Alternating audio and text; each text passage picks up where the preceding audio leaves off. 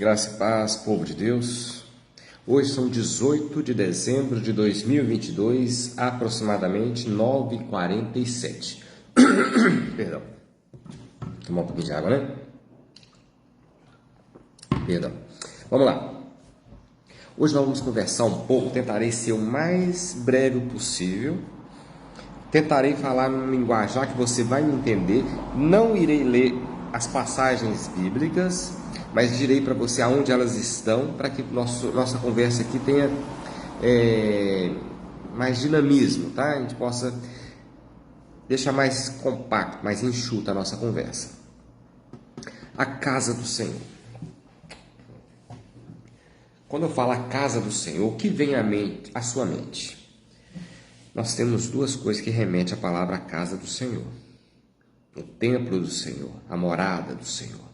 Ageu 1, versículo de 3 a 9, vai nos dar uma advertência sobre o cuidado da casa, templo, físico, tijolo de Deus. Lá, eu não vou ler aqui, mas ele fala assim, alguma coisa nesse sentido, ele vai falar assim, olha, eu estou vendo vocês, num linguajar que a gente entende aqui, tá? Mas você vai pegar a sua Bíblia e Ageu 1, de 3 a 9. Hoje temos até a facilidade no Google. Você digita aí Ageu 1, já vai mostrar no Google o texto para você, tá bom? Você não tem a Bíblia, mas então baixa aí pela internet. Você pode até baixar o aplicativo da Bíblia, olha que maravilha.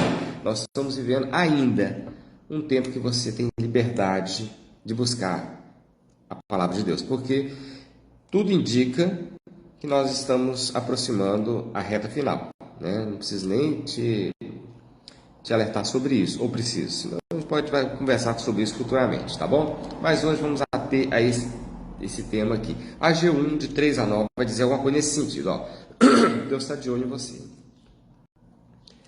Aí ele falou o seguinte, olha, eu tenho observado vocês. Vocês têm cuidado muito bem da casa de vocês. A casa de vocês está ficando assim até luxuosa. Só que presta atenção na sua vida. Vocês trabalham e não está sobrando. Vocês têm vinho e nem conseguem ficar bêbado com ele. Vocês ajuntam, mas quando vai trazendo para a casa de vocês, eu sopro. Por que eu faço isso? Porque vocês esqueceram da minha casa.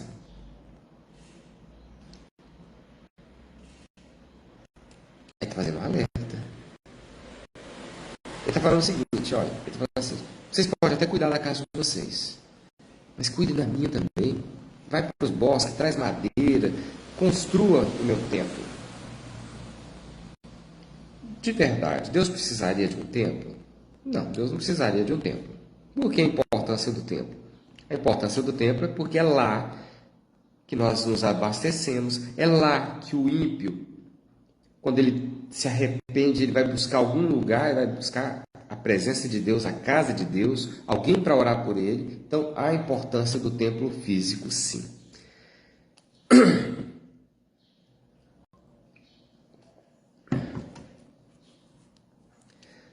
Mas, e o outro lado?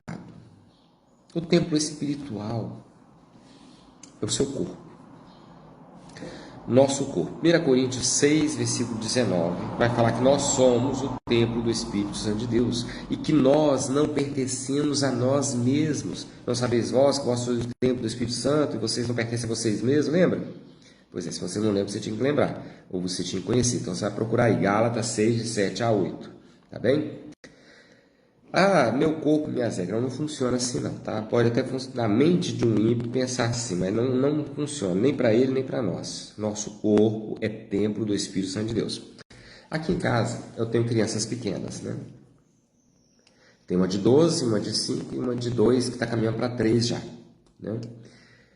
Elas riscaram as paredes aqui de casa, tudo. Essa parede aqui no fundo, graças a Deus, eu estou podendo usar ela aqui. E minha esposa, ela resolveu pintar, porque eu estou operado, eu não estou podendo pegar peso, eu operei de hérnia, mas ela trabalhou comigo já lá fora e ela sabe como pintar, né? Já ensinei ela aprendeu e ela sabe, passar massa corrida, lixar, pintar, faz. As meninas, não ficou uma parede sem ter um risco, Todas as paredes estavam riscadas. Aí também era no Natal, a minha esposa quis melhorar a sala e pintou, né? Quando você está pintando ainda, né? Vou até mostrar para vocês um pedacinho aqui, onde que eu consigo mostrar. Vou mostrar aqui, vou virar aqui. Ela está preparando, tá vendo? Essa parte branca aí foi onde que ela foi. Dali para lá ainda está preparando aí. O que eu quero transmitir para você com isso?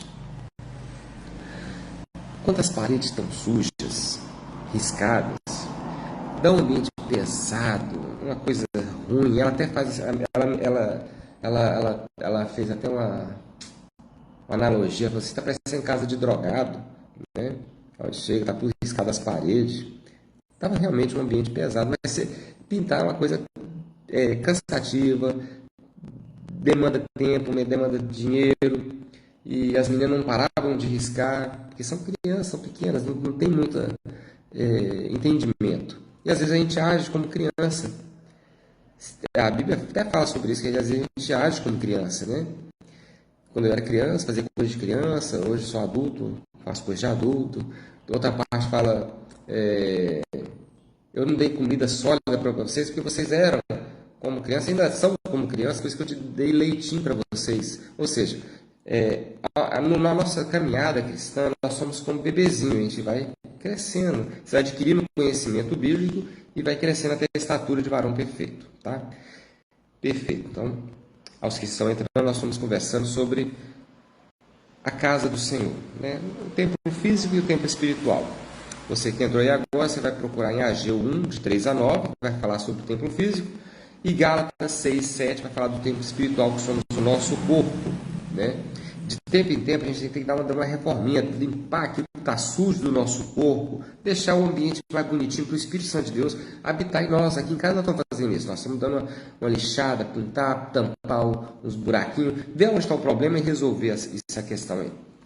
Muito bem, agora vamos conversar um pouco, tá?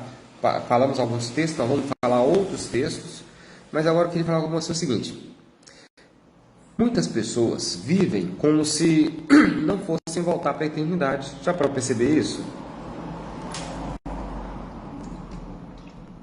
A vida, perdão, a vida parece que é aqui. Parece que a pessoa não vai morrer, né? Vive uma vida como se a eternidade fosse aqui. A eternidade não é aqui. Nós estamos aqui com um propósito, tá? Outros vivem o reino como se o reino fosse dentro da igreja. O reino não é dentro da igreja. O reino de Deus não é dentro da sua casa. O reino de Deus, na realidade, ele é mais para fora do que para dentro. Jesus, ele ficava mais tempo dentro do templo ou lá de fora? Jesus ficava mais tempo lá de fora. Ele ficava dentro. Aos sábados, que era o dia de ir na igreja naquela época, ele ia nas sinagogas, né? Mas a seara é do lado de fora, tá? Os olhos do Senhor estão diante de você, te observando o que você faz mais do lado de fora do que do lado de dentro. Ele te observa também o que você faz de dentro, mas ele também te observa o que você faz fora. Uma coisa é você se preparar, colocar uma roupinha bonita, fazer a barba, ir para a igreja, colocar uma biblinha debaixo do braço, outros têm ela no celular. Mas o que você faz do lado de fora? Vamos lembrar uma coisinha aqui, ó. Mateus 7, 21. Quem vai subir? Em Mateus 7, 21, quem faz a vontade do meu Pai, esse vai para o céu. Quem faz a vontade do meu Pai. E qual é a vontade do meu Pai? Ir de pregar o evangelho a toda criatura, batizando em nome do Pai, do Filho e do Espírito Santo, amar o próximo. Tem uma sequência aí. São coisas que a gente faz do lado de fora e também do lado de dentro, né? E quem não vai subir? Aí a lista é grande também. Apocalipse 22, 15 vai dizer assim, ó: ficarão de fora os cães, os que praticam feitiçaria, os que cometem imoralidades sexuais, os assassinos, os idólatras e todos os que amam e praticam a mentira. Então existe isso aqui é uma lista exemplificativa. É lógico que a lista é muito maior do que isso, né? Mas a coisa é estreita. A coisa estreita e muito, faz um funil, né? Muitos são chamados e poucos são escolhidos, lembra disso? Então a coisa é estreita, mas ainda há esperança, meu irmão. Vamos lá, puxa na memória aí. De um lado, os que acham que estão no reino, mas não agem como sendo do reino. A pessoa vai na igreja, ela acha que fazendo todo aquele rito religioso, ela já está no reino. Não, meu irmão, ainda não. Você está no caminho, você está aprendendo, mas você tem que praticar. Entende isso? Não é porque você está dentro de um templo, batizou, entrega o seu dízimo, participa de cantata. Essas coisas internas são legais, são importantes, mas elas não te garantem entrar no reino dos céus. Parece até machuca um pouco o ouvido ouvir um troço desse, não machuca? Mas é a verdade, ela tem que ser dita a você, tá bem? Estar dentro de um templo não garante você a entrada nos céus. Mas o que garante, Santos? Eu falei no versículo anterior ali, os que fazem a vontade de Deus. Gente, fica comigo até o final, hein? O outro lado. De um lado, os que acham que por estar dentro do templo estão garantidos a entrada no reino dos céus. Ah, é? Me fala o seguinte. Do outro lado, o ladrão da cruz. Lucas 23, 32 a 43. O ladrão, olha o título que ele tinha. O ladrão da cruz. Ele teve tempo de se batizar, converter, ir na escola bíblica dominical, participar de cantata. Ele não teve tempo de nada disso, meu irmão. Sabe a única coisa que ele teve tempo? De reconhecer que ele era pobre, miserável e pecador. Eu não vou ler o texto, mas você lembra que Jesus, quando foi crucificado, ele foi crucificado entre dois ladrões. Um começou a zombar de Jesus, porque estavam todos ao redor zombando. O cara entra na onda, está morrendo, vai prestar conta ao Criador, e mesmo assim ele cai na besteira de zombar de Jesus. Ah, se o senhor é filho de Deus mesmo, desce daí também, e nos ajuda a descer daqui também. Aí o outro virou para ele e falou assim, estou falando em linguagem que você vai entender, tá? O outro falou assim, rapaz, nós estamos aqui porque nós merecemos, nós estamos pagando aquilo que nós estávamos devendo, né? E ele não deve estar aqui não. Ele virou para Jesus e falou, Senhor, quando o Senhor estiver no teu reino, lembra de mim? Jesus falou com ele. O que Jesus falou com ele? Hoje mesmo você estará comigo no paraíso. Então ele fez a coisa certa, na hora certa, aos 45 do segundo tempo. Então vai ter surpresa, Pessoas que acham que ia para o reino não vão. E pessoas que talvez você achava que ele não ia, e ele vai estar lá. Não, mas você está aqui? Vai ter surpresa. Deus é um Deus de surpresas. E pessoas que você fala assim, cadê fulano? Fulano não entrou. Como assim fulano não entrou? Ele era líder, ele era isso, ele era aquilo. Pois é. Ele não entrou. Aí cabe só a Deus o julgamento, né? Vamos lá? Por fim, cuidado. O que você vai ouvir? O que vai estar lá em Mateus 7, 22 a 23? Que diz mais ou menos assim, ó. Naquele dia, muitos dirão assim, mas Senhor, em teu nome, nós expulsamos demônios, nós curamos, nós fizemos isso, nós fizemos aquilo, nós estávamos lá na igreja. E Jesus fala, eu não os conheço, apartai-vos de mim, malditos para o fogo eterno. Eu não conheço vocês. Opa, peraí, que conversa é essa? Ou você vai ouvir em Mateus 25, 34. Então dirá o rei aos que estiverem à sua direita, vinde benditos de meu Pai, possuí por herança o reino que vos está preparado desde a fundação do mundo. São duas palavras serão duas sentenças que serão ditas naquele grande dia. Os que estiverem à esquerda, apartai-vos de mim, malditos para o fogo eterno, preparado para o diabo e seus anjos. Ou você vai ouvir aos que estiverem à direita, vinde benditos de meu Pai para o reino que vos está preparado desde a fundação do mundo. É muito sério, meus irmãos. É muito sério. Se a gente parar para pensar, a coisa ela é simples e ao mesmo tempo muito séria, né? O reino dos céus, ele não é somente ir à igreja. O reino dos céus é fazer os céus aqui na terra, levar a luz de Deus para aqueles que estão em trevas. É ser sal. para o mundo, ser luz para o mundo. Lembra, pelo amor de Deus, do bom samaritano. Eu tinha até notado em algum lugar aqui, a parábola do bom samaritano, Lucas 10, 25 a 37. Lembra disso? O que aconteceu? Caiu um homem, é uma parábola, tá? Quem não sabe que é uma parábola, é uma história ilustrativa que Jesus fazia. Muito bem. Caiu um homem, foi assaltado, os bandidos pegaram tudo, desceram o pau nele, e ele ficou lá estirado como morto. Passou uma turma, passou primeiro, se eu não me engano, eu não lembro bem, mas passou um louvorista. Ele estava indo para o templo, o negócio, a preocupação dele era o templo. Ele viu o cara lá e falou assim, não tenho tempo para isso, eu tenho que ir para a casa de Deus. Foi para a casa de Deus. Passou depois aí outra pessoa, se eu não me engano, foi o próprio sacerdote. E parou, olhou, rapaz, está na hora de levar a palavra lá agora, eu não vou ter tempo de cuidar desse homem. E foi embora. Depois passa um samaritano. Quem é samaritano? Samaritano é um povo que era praticamente inimigo do povo de Deus, de Israel. E Jesus faz questão de falar que é um samaritano que passa ali.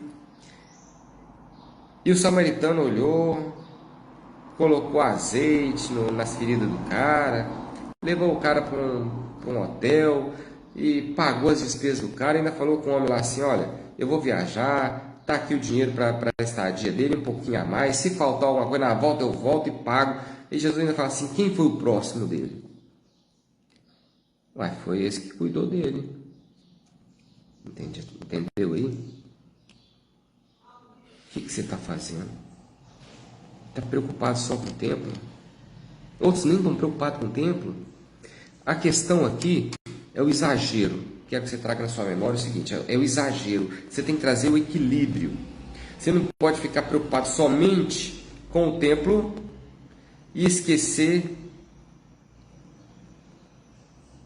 da sua função aqui na terra, que é ser luz. Outros se preocupam nem com o templo, nem com o outro, só preocupa com ele, que é a casa. Tá? A casa luxuosa, ele não quer saber nem de ajudar o próximo, nem quer ajudar no reino de Deus, ou seja, no templo, ou seja, no campo, né? Então tem um cenário muito... Tá muito estranho o cenário. Você não pode ficar preocupado somente com o templo, você não pode ficar preocupado somente com a sua casa, você não pode ficar preocupado somente com o seu corpo. É um equilíbrio. Preocupe com a casa de Deus, preocupe com o seu corpo, preocupe com o próximo. Faça a vontade de Deus, meu irmão. Jesus, sabe o que ele está procurando? Deus está procurando pessoas que parecem com Jesus. O termo cristão quer dizer pequenos cristos. Porque quando aparece esse termo cristão, salvo engano, é porque as pessoas falam assim, ó, esse cara parece com Jesus Cristo, são pequenos cristos, faz a mesma coisa que ele. Entende? Então, eu agradeço. Esse vídeo está sendo transmitido primeiramente aqui no Facebook, ao vivo, mas vai ser baixado para o YouTube, tá? Você que está me assistindo no Facebook, ou você está me assistindo no YouTube, sabe, ou de onde for, talvez está sendo foi também postado em alguma outra rede, né? Sabe de uma coisa? Jesus te ama e Ele quer você no céu, mas nós estamos aqui com uma missão. Jesus deu uma missão para todos nós, e Ele falou assim, ide por todo mundo e pregar o evangelho a toda criatura, batizando-as em nome do Pai, do Filho e do Espírito Santo. Quem crê será salvo. Quem não crê já está condenado. A sua condenação, ela não vai ser dada somente lá no último dia, não. Ele está falando aqui, ó, quem não crê já está condenado. Você só vai terminar de ouvir a sentença do outro lado. Simples assim. Então, meu irmão, você tem juízo? Faça a vontade de Deus. Aceite a Jesus. É a coisa mais maravilhosa que um ser humano pode fazer, é aceitar Jesus. O que é aceitar Jesus, Sanders? É professar. Nós vamos fazer uma oração aqui no final aqui. E é uma oração simples, porém poderosa. E você tem em mente o seguinte: quando Jesus apresentava-se diante das pessoas, né, ele, vamos supor, lá na questão se não me engano, da mulher adúltera, né, que ela ia ser apedrejada, Jesus fala com ela o quê? Vai e não peques mais. A condicional que Jesus sempre apresentava era: vai e não peques mais. Tá bom? Vamos orar? Vamos fazer uma oração de confissão. Eu oro, você repete, tá bem? A oração ela é assim. Eu vou falar, pausado, você repete, tá bem? Senhor Jesus, peço perdão dos meus pecados e escreva o meu nome no livro da vida. Alcança também os meus familiares e amigos. Me ajuda nessa caminhada. Em nome de Jesus. Amém. Difícil? Não, foi simples demais, porém poderosa em seus efeitos. Imagine o seguinte, eu sempre falo isso para as pessoas, talvez você que está me ouvindo já ouviu isso de mim. Imagine que você recebeu diante de Deus. Não, na realidade o diabo, né? O diabo ele tinha uma lista de todos os seus pecados. Aí, quando você faz essa oração, Deus toma da mão do diabo aquela lista e rasga, amassa e joga fora. E te dá, é só exemplo, tá, gente? Te dá uma folha A4, que é a sua vida, tá? Te dá uma possibilidade de você escrever uma vida nova. E fala, tá aqui, escreva a nova história. Tenha juízo. Se por acaso você cair, lembre-se que tem o Espírito Santo de Deus. Tem Jesus para te ajudar, o seu advogado, tá? O cair do homem e o levantar é de Deus. Há um diferencial agora, né? Não quer dizer que você não vai errar. Você vai errar. Você é humano. A partir do momento que a gente atinge a perfeição, pelo menos suficiente, eu acredito que Deus nos leva, né? Se nós estamos aqui, temos algum motivo. Ou porque não estamos prontos ainda para ir para os céus, ou porque temos uma missão para cumprir aqui. Fora isso, vamos fazer a vontade de Deus, tá bom? Eu queria que você assistisse um videozinho. Eu vou colocar aqui na descrição. Se eu não me engano, chama Navio Rosa Mary. Ele exemplifica muito bem a função da igreja na Terra. Muitos estão igual a esse filme. Pequeno, um filmezinho, um videozinho pequeno. Eles estão muito preocupados com o glamour, com a roupa bonita, com a festa que está acontecendo dentro do navio. E do lado de fora do navio está tendo um naufrágio. Pessoas estão morrendo em alto mar, no mar da vida. E alguns desses tripulantes tiveram a coragem de pular no mar. Foram criticados, você acredita? Assista esse vídeo. Eles foram criticados. E no final, às escondidas, o capitão fala, esse cara é corajoso. Assista esse vídeo, vou colocar aqui na descrição. Você gostou desse vídeo que nós colocamos aqui para você? Curta, compartilhe e se inscreva no canal. Jesus te ama.